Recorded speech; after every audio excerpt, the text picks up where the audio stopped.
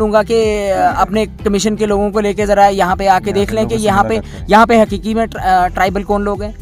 आप घर अपने ऑफिस में बैठ के, दफ्तर में बैठ के आप रिपोर्ट बना के भेज दें, और वो रिपोर्ट जो बिल्कुल गलत तरीके से बनाई गई हो, बंद कमरों में बना के रिपोर्टें भेजने के बाद ये बता दिया कि गद्दा ब्राह्मण और सैयद और मिर्ज़ा और पठान जराल और ये सारे लोग ट्राइबल के स्टेटस के हकदार हैं, तो ये ट्राइबल के स्टेटस के ये हकदार हैं, ये आपके सामने हैं। ये लोग देख लीजिए इनकी हालात। यहाँ पे बिजली नहीं है, यहाँ पे पानी नहीं है, यहाँ पे बेसिक फैसिलिटीज़ नहीं है, इनके यहाँ पे सीजनल स्कूल की दिक्कत है, इनके बच्चों को पढ़ाई की दिक्कत है, ये लोग अपने बच्चों को पढ़ा नहीं सकते, इन लोगों के पास बेसिक फैसिलिटीज़ नहीं है। इन लोगों को जब शाम को 6 बजे के बाद अंधेरा हो जाए, उसके बाद इनको अपने आप को और अपने जानवरों को भी प्रोटेक्ट करना पड़ता है, बिजली पानी नहीं है। तो ये लोग हकीकी ट्राइबल है, इसीलिए हम ये रिक्वेस्ट कर रहे थे कि जीडी शर्मा कमीशन को रोल बैक किया जाए और से फाइलें बनी, हम आपको ज़मीन दे रहे हैं, और यहीं 3 किलोमीटर दूर एक जगह है जहाँ पे इन्होंने 8 या 10 लोगों के जो बेचारे बनाए हुए कच्चे घर, उनको भी तोड़ दिया फॉरेस्ट डिपार्टमेंट। तो फॉरेस्ट डिपार्टमेंट वालों के पास कौन सी पावर है? अगर फॉरेस्ट राइट एक्ट इन्होंने दिया है हमें, तो फॉरेस्ट राइट एक्ट देने के बाद क्या मतलब, क्या ये देने का मकसद ये था कि जो बने उनको तोड़ दो? या फॉरेस्ट राइट एक्ट का मतलब या वो था कि जो लोग आज़ादी से पहले के यहाँ बैठे उनको राइट दें, आप हक दें आप, तो तोड़ने की बात तो नहीं की थी कहीं फॉरेस्ट राइट। ये कि फॉरेस्ट राइट, मैं यहाँ आपके माध्यम से ये कहना चाहता हूँ कि आप मुझे ये बताइए कि एक भी बेनिफिशियरी दिखा दीजिए जिसको क्लेम मिला हो फॉरेस्ट राइट एक्ट में। किसी को कोई क्लेम नहीं मिला। सिर्फ हाँ इतना हुआ कि सिर्फ हमारी फाइलें बनाई गई, कमेटियाँ तो बनी हैं, कमेटियाँ नाम की बनी हुई हैं। देखिए, एक सिलेक्टेड अगर सरपंच है, वो सरपंच खुद ही चेयरमैन है, आगे उसके जो चेले चमाटे हैं वो बना दिए हुए हैं उन्होंने मेंबर। तो मैं ये कहना चाहता हूँ, मैंने पिछली बार भी इस चीज़ पे आवाज़ उठाई थी कि देखो जो रियल ट्राइबल्स लोग हैं उनमें उनको चेयरमैन बनाया जाए।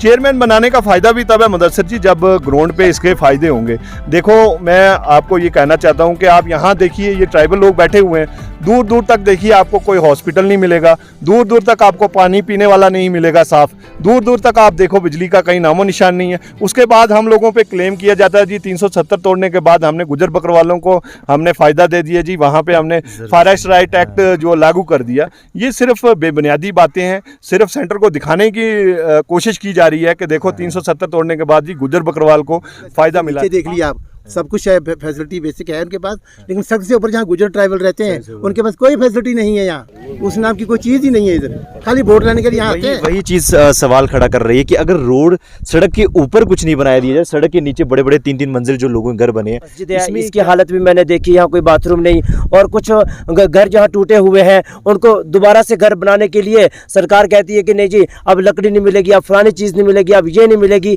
इस तरह की काफ़ी दिक्कतें और परेशानियाँ हैं।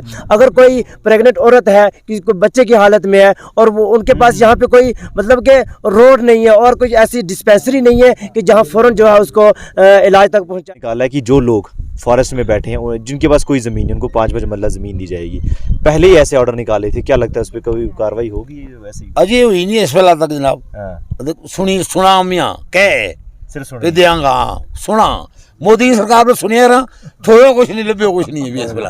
बाकी जो एमपी साहब आए थे वो आपको पता ही है कि वो हमने सुना यहाँ पे बीजेपी के एमपी साहब भी आए थे, नॉमिनेट है उधर से मोहन भागवत के, वो जो अपने खुटाना साहब हैं वो यहाँ कुछ नहीं कर पाएंगे। अगर बोलेंगे तो उनको कैबिनेट से निकाल दिया जाता है। फॉरेस्ट की और रखवाली करने वाले यही लोग हैं। अगर फॉरेस्ट आज कायम है तो इनकी वजह से कायम है, क्योंकि ये प्रोटेक्ट करते हैं, ये स्मगलर्स को नहीं आने देते।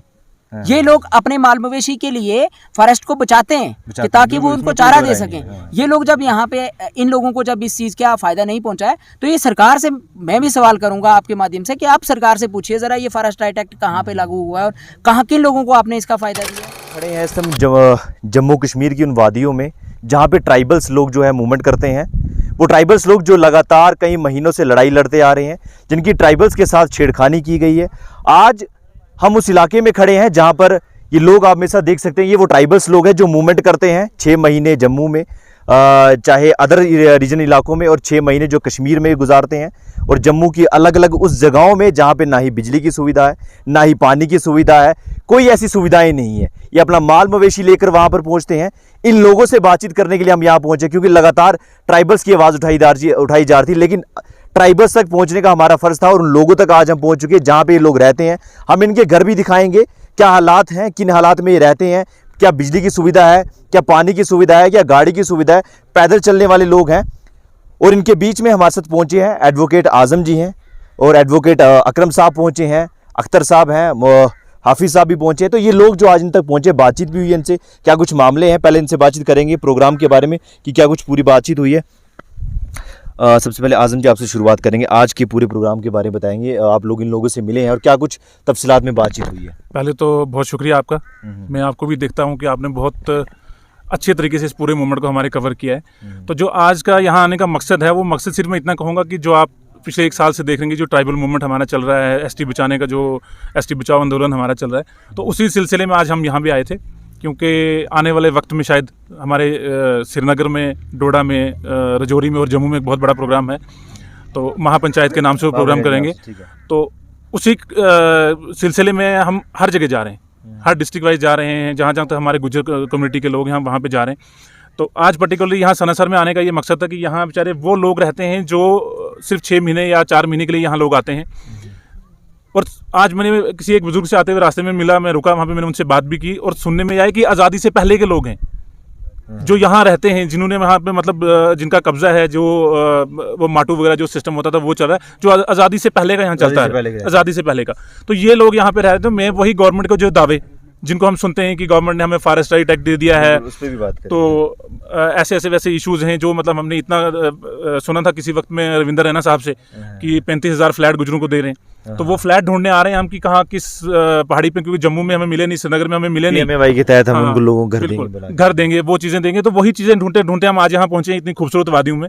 बट यहाँ आने के बाद जो एक्चुअल जो लाइफ है ना, वो हमें समझ आ रही है। वो चीज़ों से हमने लोगों से बात भी की है कि अगर कैमरामैन को बताएं, आप थोड़ा सा घुमा के दिखा दें कि जो इनके यहाँ पे बने हुए हैं, जो मतलब कच्चे मकान हैं, मस्जिदें हैं, तो फॉरेस्ट राइट एक्ट की फाइलें लगी हैं, जो पिछले 1-1.5 साल से फाइलें बनी, हम आपको ज़मीन दे रहे हैं। और यहीं 3 किलोमीटर दूर एक जगह है जहाँ पे इन्होंने 8 या 10 लोगों के जो बेचारे बनाए हुए कच्चे घर, उनको भी तोड़ दिया फॉरेस्ट डिपार्टमेंट। तो फॉरेस्ट डिपार्टमेंट वालों के पास कौन सी पावर है? अगर फॉरेस्ट राइट एक्ट इन्होंने दिया है हमें, तो फॉरेस्ट राइट एक्ट देने के बाद क्या मतलब, क्या ये देने का मकसद ये था कि जो बने उनको तोड़ दो? या फॉरेस्ट राइट एक्ट का मतलब या वो था कि जो लोग आज़ादी से पहले के यहाँ बैठे उनको राइट दें, आप हक दें आप? तो तोड़ने की बात तो नहीं की थी कहीं फॉरेस्ट राइट एक्ट ने। तो वही चीज़ें करने के चक्कर में हम यहाँ आए थे आज।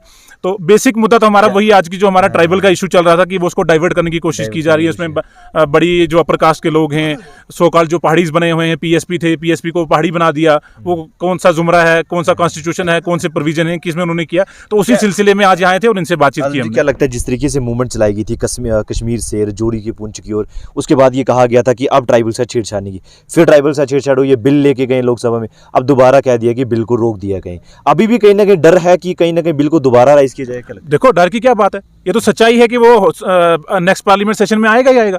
वो तो टेबल कर दिया हुआ है, या तो टेबल नहीं किया होता, कहीं पेंडिंग होता तो हम कहते चलो उम्मीद रखते कि कुछ ऐसा वैसा है। वो तो ऑलरेडी टेबल पे रखा हुआ है, तो जब नेक्स्ट सेशन होगा तो ये तो आ जाएंगे। लेकिन उसी सिलसिले में आपको ये चीज़ कर रहा हूँ कि लोगों में अवेयरनेस फैलाने के लिए हम गाँव से गाँव जा रहे हैं, लोगों से मिलने की कोशिश कर रहे हैं और लोगों को अवेयर करने की कोशिश कर रहे हैं कि जो लोगों के दिमाग में है कि एक बार शायद सेशन निकल गया पार्लियामेंट का, तो शायद ये दोबारा कभी नहीं आएगा या अब चला गया। ऐसा नहीं है।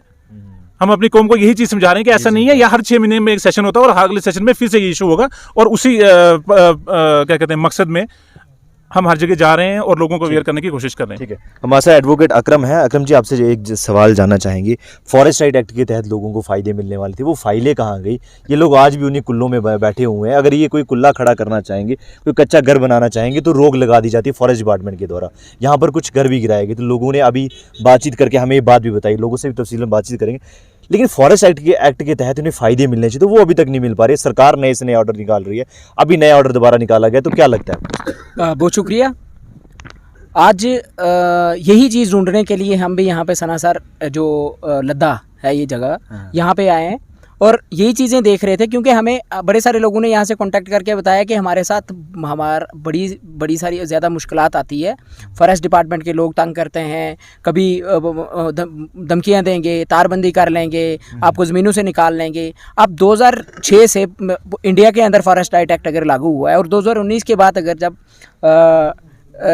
स्टेट का दर्जा मनसूख करने के बाद जब यहाँ यूटी का दर्जा मिला और फॉरेस्ट राइट एक्ट को जम्मू कश्मीर में लागू किया और उसके बाद सरकार इस चीज़ का दावा करती है कि हमने जम्मू कश्मीर में जितने गुजर बकरवाल नोमैडिक लाइफ जीने वाले लोग हैं, जो अपने 6 महीने के लिए जम्मू से बाहर की या जम्मू और रियासी वाले इन प्लेन इलाकों से बाहर जाते हैं अपने माल मवेशी को लेके, फॉरेस्ट के ऊपर डिपेंड करते हैं। जैसे एक्ट के अंदर ये चीज़ें मेंशन भी हैं कि जो फॉरेस्ट प्रोड्यूसर्स पे जो डिपेंड हैं लोग, उन लोगों को फॉरेस्ट राइट एक्ट के तहत संदें दे दी हैं, सर्टिफिकेट्स दे दिए हैं, और वो अब अपनी लाइफ जो है बड़ी आराम तरीके से स्मूथली जी रहे हैं।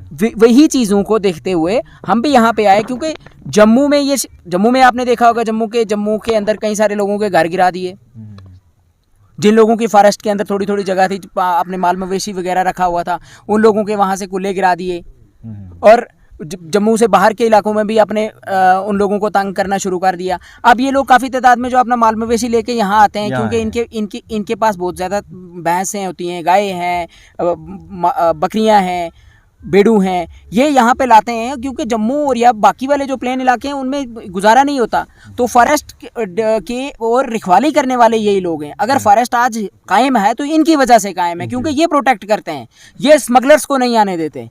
ये लोग अपने माल मवेशी के लिए फॉरेस्ट को बचाते हैं कि ताकि वो उनको चारा दे सकें। ये लोग जब यहाँ पे इन लोगों को जब इस चीज़ का फ़ायदा नहीं पहुँचा है, तो ये सरकार से मैं भी सवाल करूँगा आपके माध्यम से कि आप सरकार से पूछिए ज़रा, ये फॉरेस्ट राइट एक्ट कहाँ पे लागू हुआ है और कहाँ किन लोगों को आपने इसका फ़ायदा दिया है, क्योंकि ज़मीनी सतह पर हमें इस चीज़ के कोई भी सबूत नहीं मिल रहे हैं कि ये लागू हुआ है और किन लोगों को इनका फ़ायदा मिला है। अक्तम जी, आने वाले दिनों में आंदोलन दिख सकता है, क्योंकि अगली बार अगर दोबारा टेबल जो है बिल होता है तो क्या कुछ अगली कार्रवाई? देखिए, बिल के रिलेटेड अगर बात करें तो ये पार्लियामेंट सेशन में बिल को जो है लोकसभा में पेश किया, और लोकसभा में पेश करने के बाद उन्होंने अब फिलहाल तो क्योंकि सेशन ख़त्म हो गया तो वो वैसे पेंडिंग है, पर मैं GD शर्मा साहब से भी बोलूँगा कि अपने कमीशन के लोगों को लेके ज़रा यहाँ पे आके देख लें कि यहाँ पे हकीकी में ट्राइबल कौन लोग हैं। आप घर अपने ऑफिस में बैठ के, दफ्तर में बैठ के आप रिपोर्ट बना के भेज दें, और वो रिपोर्ट जो बिल्कुल गलत तरीके से बनाई गई हो, बंद कमरों में बना के रिपोर्टें भेजने के बाद ये बता दिया कि गद्दा ब्राह्मण और सैयद और मिर्ज़ा और पठान, जराल और ये सारे लोग ट्राइबल के स्टेटस के हकदार हैं, तो ये ट्राइबल के स्टेटस के वो ये हकदार हैं, ये आपके सामने हैं, ये लोग देख लीजिए इनकी हालात। यहाँ पे बिजली नहीं है, यहाँ पे पानी नहीं है, यहाँ पे बेसिक फैसिलिटीज़ नहीं है, इनके यहाँ पे सीजनल स्कूल की दिक्कत है, इनके बच्चों को पढ़ाई की दिक्कत है, ये लोग अपने बच्चों को पढ़ा नहीं सकते, इन लोगों के पास बेसिक फैसिलिटीज़ नहीं है। इन लोगों को जब शाम को 6 बजे के बाद अंधेरा हो जाए, उसके बाद इनको अपने आप को और अपने जानवरों को भी प्रोटेक्ट करना पड़ता है, बिजली पानी नहीं है, तो ये लोग हकीकी ट्राइबल है। इसीलिए हम ये रिक्वेस्ट कर रहे थे कि GD शर्मा कमीशन को रोल बैक किया जाए, और इस तरीके का बिल जो गैर आईनी है, क्योंकि गैर आईनी कहेंगे, फॉल्स तरीके से प्रिपेयर करके एक बिल पेश करने के बाद आप किस तरीके से फॉरेस्ट राइट का रिजर्वेशन दे देंगे उन लोगों को जो लोग ऑलरेडी फॉरवर्ड क्लासेस हैं। तो हम ये इसीलिए रिक्वेस्ट कर रहे हैं, सरकार से भी ये रिक्वेस्ट कर रहे हैं, और इन सब के बिहाफ पे हम ये रिक्वेस्ट कर रहे हैं कि आप इस तरीके का बिल को बिल्कुल पार्लियामेंट से विड्रा करें, और इसको आगे ले जाने की ज़रूरत नहीं है, ये बेबुनियाद बिल है, इसको ख़त्म किया जाए। ठीक है, अभी हम हैं जम्मू के, जहाँ पे लोग ट्राइबल्स लोग जो है मूवमेंट करते हैं सनासर के लद्दा इलाके में, और लद्दा में मौजूद हैं, और कुछ लोग यहाँ से कश्मीर की ओर भी हैं। काफ़ी सारी ये वो लास्ट एंडिंग एरिया है जहाँ पे बिजली की कोई फैसिलिटी नहीं है, कोई सुविधा नहीं है। इसके सबूत भी हमने देख लिए हैं। अख्तर साहब है हमारे साथ। अख्तर जी, क्या लगता है कि किस तरीके की जीवन यहाँ पे लोग व्यतीत कर रहे हैं, क्योंकि ना ही बिजली है, फ़ोन चार्ज नहीं है, और सोशल मीडिया से टोटल कट ऑफ है, और जम्मू मेन सिटीज़ में क्या हो रहा है, किस तरीके के हालात बने हैं, सरकार ने किस तरीके के हालात बनाए हैं, क्या लगता है? देखिए मुदस्सिर जी, मैं तो शुक्रिया अदा करूँगा कि वक्तन फ़ावक्तन आप हमारी जो आवाज़ है वो आगे पहुँचाते हैं। मैं पिछले दिनों सुन रहा था कि हमारे गवर्नर साहब ने ये बात कही कि देखो जी, 370 तोड़ने के बाद लोगों को फॉरेस्ट राइट एक्ट के जो हमें फ़ायदे दिए, आप मुझे बताइए कि फॉरेस्ट राइट, मैं यहाँ आपके माध्यम से ये कहना चाहता हूँ कि आप मुझे ये बताइए कि एक भी बेनिफिशियरी दिखा दीजिए जिसको क्लेम मिला हो फॉरेस्ट राइट एक्ट में।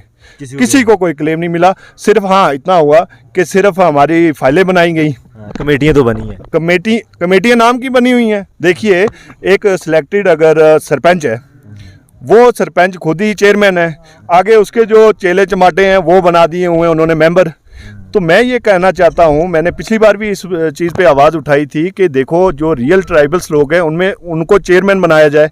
चेयरमैन बनाने का फ़ायदा भी तब है मुदस्सिर जी जब ग्राउंड पे इसके फ़ायदे होंगे।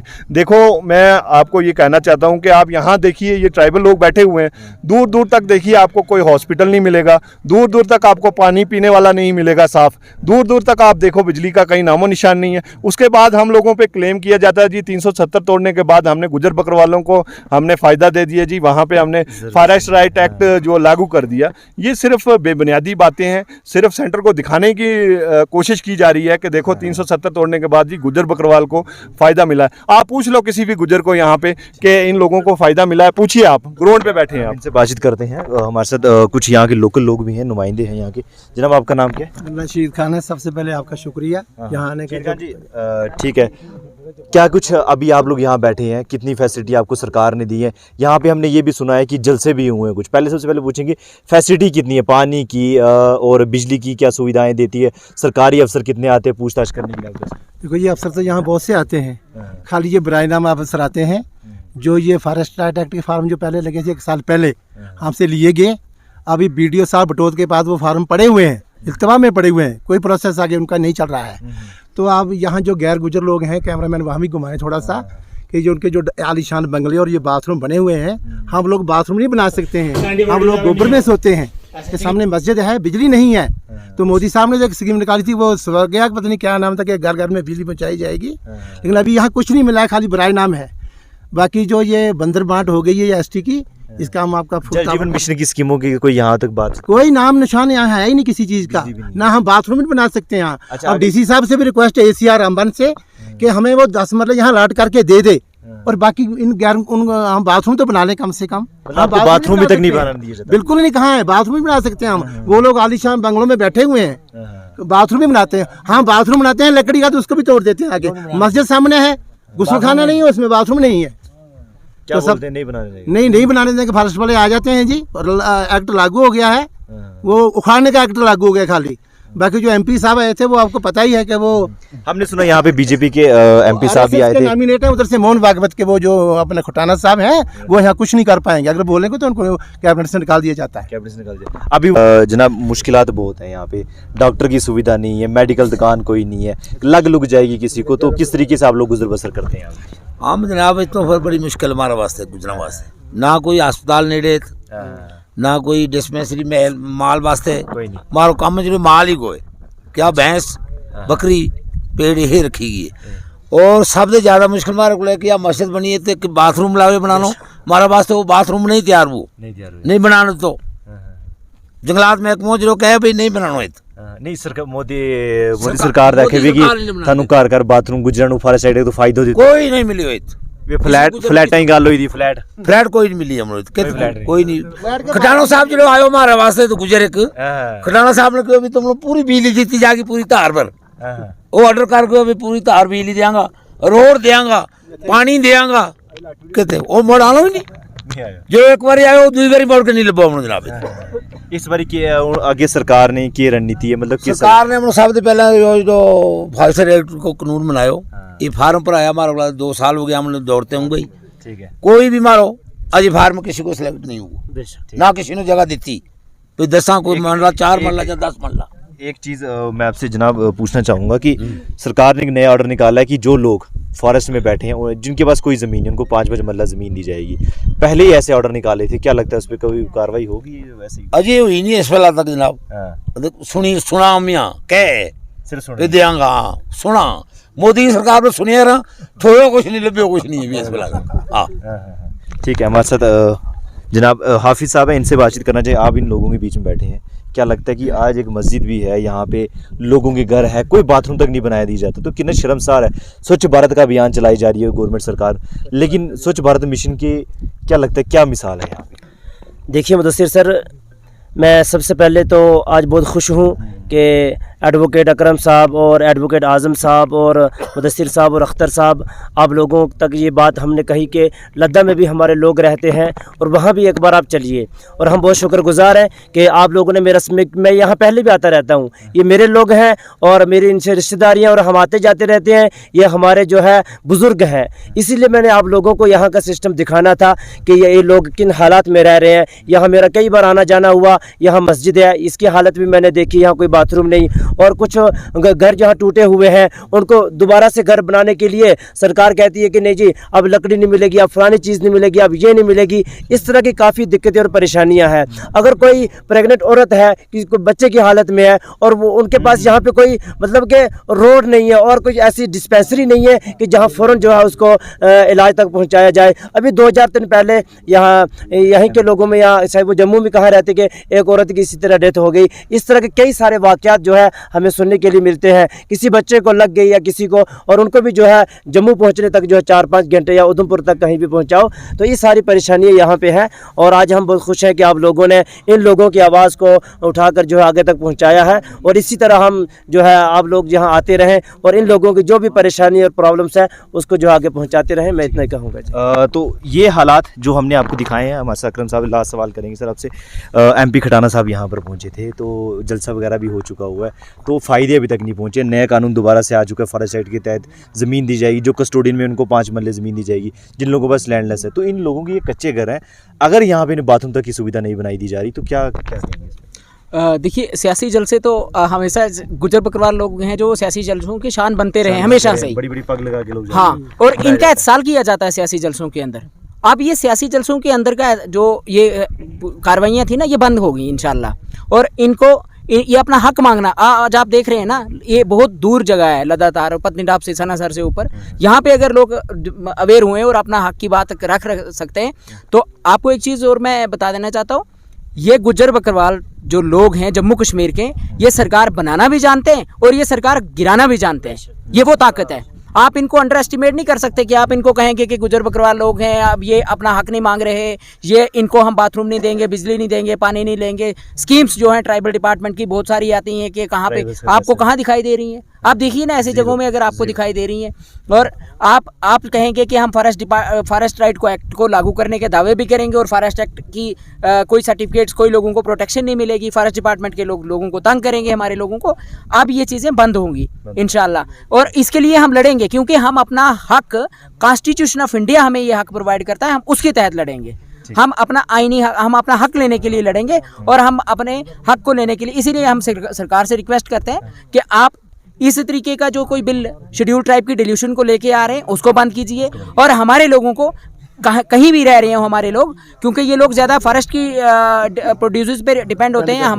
हमारे लोग ज़्यादातर वहाँ पे होते हैं जहाँ पे थोड़ा इलाका वैसे हो जहाँ पे अपने माल मवेशी का, और वहाँ पे इन लोगों को इनकी बेसिक फैसिलिटीज़ तो दीजिए। इनके स्कूल्स हैं, ट्राइबल डिपार्टमेंट ने बहुत सारी स्कीम्स के तहत स्कूल खुले हुए हैं, सीजनल स्कूल हैं और उनके अंदर टीचर्स हैं। ये इनको एक्टिवेट कीजिए और इनको अब इनके बच्चों की तालीम का और इनकी बेसिक फैसिलिटीज़ के जो है ध्यान रखा जाए। लास्ट सवाल जनाब, आपसे सवाल मिल रहा है, सीजनल टीचर की स्कूल यहाँ पे कितनी फैसिलिटीज? यहाँ कोई फैसिलिटी नहीं है। कोई सीजनल टीचर खोले हैं, सीजनल स्कूल जो है स्कूल ने खोले हैं ना गवर्नमेंट ने। कोई यहाँ सीजनल टीचर कोई स्कूल है ही नहीं, उस नाम की कोई यहाँ चीज़ ही नहीं है। तो एक चीज़ मैं भूल गया था, तो ये क्लोजर खाली गवर्नमेंट तार लगा रही है कि गुजरों को कैसे तंग किया जाए। तो क्लोजर लगा रहे हैं, वो उनका अभियान चल रहा है कंटिन्यू। तो पता नहीं पीछे से डायरेक्शन है क्या है। जो गैर गुजर लोग हैं, सड़क से नीचे देख लिया आप, सब कुछ है, फैसिलिटी बेसिक है उनके पास, लेकिन सड़क से ऊपर जहाँ गुजर ट्राइबल रहते हैं उनके पास कोई फैसिलिटी नहीं है। यहाँ उस नाम की कोई चीज़ ही नहीं है, इधर खाली वोट लेने के लिए यहाँ आते हैं। वही चीज़ सवाल खड़ा कर रही है कि अगर रोड, सड़क के ऊपर कुछ नहीं बनाया दिया जाए, सड़क के नीचे बड़े बड़े 3-3 मंजिल जो लोगों के घर बने हैं, इसमें क्या मामला क्या? इसमें आप खुद देख लीजिए, इसमें खुद देखो ना कि इंसाफ है या ना इंसाफी हमारे साथ, ट्राइबल के साथ ना इंसाफी है। वो है नहीं, जो भी यहाँ आया है जलसा किया, वोट दिया, चलते बने यहाँ से। तो गुज्जर कौम ही से, यही गुज्जर कौम जो है यही सरकार चलाती है, इन्हीं से बनती है। कोर्ट कचहरियाँ थाने भी गुज्जर कौम ही चलाते हैं। आने वाले दिनों में जवाब दिया जाएगा बिल्कुल, पूरा जो लीडर, जो उन्होंने ठेका उठाया गुज्जर बकरवालों का, उनको जवाब। ठेकेदार थे ना, खासकर उनका मैं नाम नहीं लूंगा, सारी उन्होंने गुजरों का ठेका करके, भेड़ बकरियों को बकरवान ठेका करके वो लोन लेके खाते रहे। तो गुजरों को पाग अपना गुजर बेचारे भैंसे लेकर के जलसों में जाते थे, लेकिन मिला इनको कुछ नहीं अभी तक। उसने आपकी कोई चीज बड़ी बड़ी पग सजा के बुलाया जाता था, भैंसे भी लेकर जाते थे, गुजर सारे नारे भी लगाते थे, तो आप कुछ है ही नहीं। ठीक है, तो ये हालात हैं, क्योंकि ये रियलिटी दिखाना बहुत ज़रूरी है। हमारे साथ मस्जिद है, हम यहाँ पर भी जाके दिखाएंगे, हम ये घर भी दिखाएंगे जहाँ पे कोई बिजली का कनेक्शन नहीं, कोई पानी का कनेक्शन नहीं है।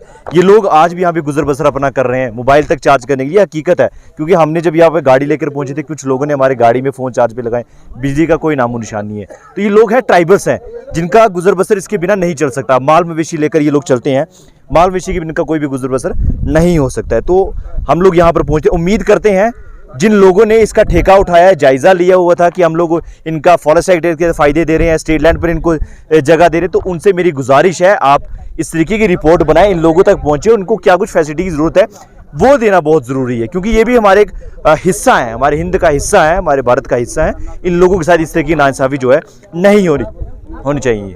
धन्यवाद।